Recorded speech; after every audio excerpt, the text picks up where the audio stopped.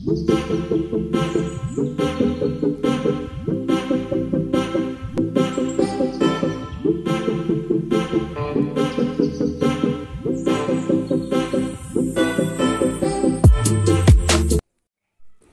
বন্ধুরা, নমস্কার। জয়গুরু। পার্বতীর সংসার চ্যানেলে আপনাদের সবাইকে জানাই স্বাগতম। আজকে আমরা বানাবো এঁচোড়ের কোপ্তা কালিয়া। তার জন্য লাগবে লঙ্কার গুঁড়ো, হলুদ গুঁড়ো, জিরে গুঁড়ো, আগে থেকে সেদ্ধ করা আলু, ময়দা, আদা বাটা, চিনি, টক দই, টমেটো বাটা, তারপর চাট মশলা, শুকনো লঙ্কা, তেজপাতা, গোলমরিচ, লবঙ্গ। আমরা এঁচোড়ের খোসাটাকে ছাড়িয়ে এঁচোড়ের সমস্ত দানাগুলোকে বার করে দিয়েছি। তারপর আমরা এঁচোড়কে ছোট ছোট ভাবে কেটে এখন সিদ্ধ করব।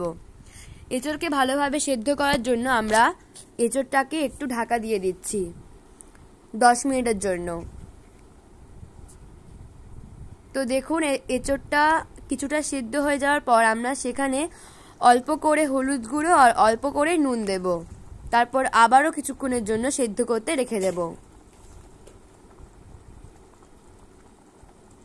তো দেখুন, আমাদের এঁচোড় সেদ্ধ একদম হয়ে গেছে। তো এইবারে আমরা এঁচোড় সেদ্ধ আর আলু সেদ্ধ এই দুটোকে ভালোভাবে একটু মেখে নেব।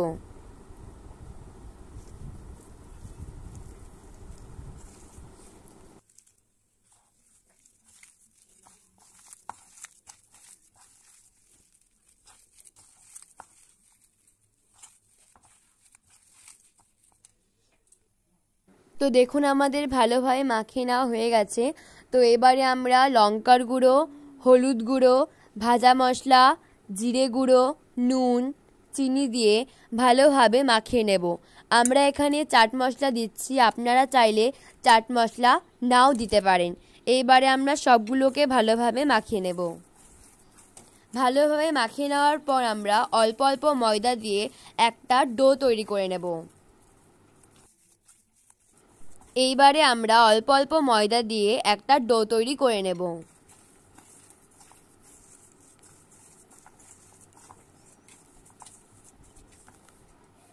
একেবারেই সব ময়দা দিয়ে দেবেন না, অল্প অল্প ময়দা দিয়ে একটা ডো তৈরি করে আমরা কতগুলো ছোট ছোট বল বানিয়ে নেব। তারপর সেই ছোট ছোট বলগুলোকে আমরা ডুবো তেলে ভেজে নেব। তো আমরা কড়াইতে তেল গরম করে নিয়েছি। তো এবারে আমরা এই ছোট ছোট বলগুলোকে সেখানে ভালোভাবে একটু ভেজে নেব। ভালোভাবে ভেজে নেওয়া হয়ে গেলে আমরা বলগুলোকে 5 থেকে 10 মিনিটের জন্য ঠান্ডা হওয়ার জন্য রেখে দেব।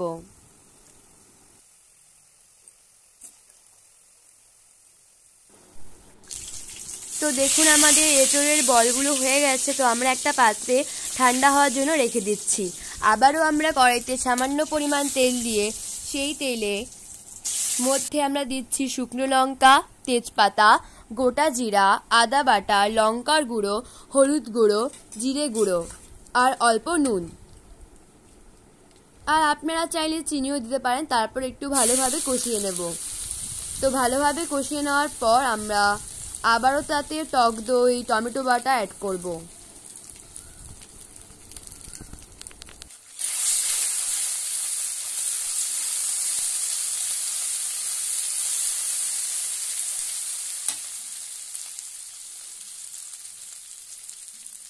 তো আমাদের ভালোভাবে কষিয়ে নেওয়া হয়ে গেছে। তো এবারে আমরা এখানে টমেটো বাটা আর টক দই অ্যাড করে আবারও ভালোভাবে কষিয়ে নেব।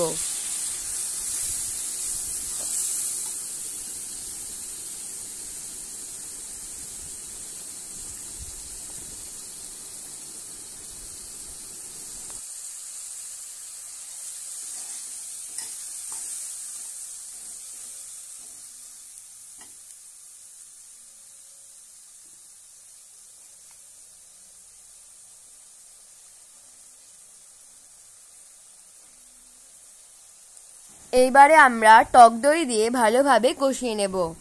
কষানো হয়ে গেলে আমরা গরম জল দিয়ে দেব।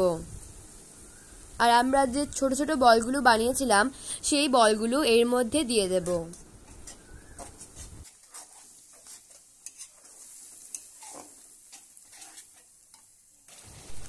কষানো হয়ে যাওয়ার পর আমরা যে বলগুলো বানিয়েছিলাম সেই বলগুলো এখানে দিয়ে আবারও একটু ভালোভাবে কষিয়ে নেব।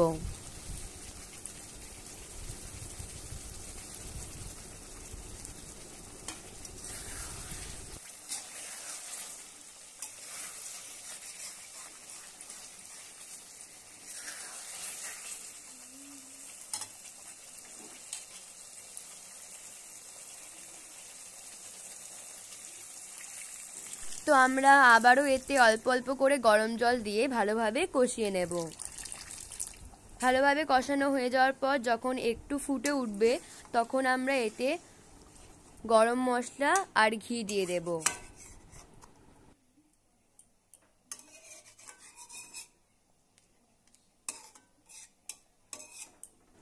এইবারে আমরা এতে গরম মশলা আর ঘি দিয়ে দেব। গরম মশলা আর ঘি দিয়ে আমরা আবারও একটু ভালোভাবে কষিয়ে নেব। তো দেখুন আমাদের এঁচোড়ের কোপ্তা কালিয়া একদম রেডি।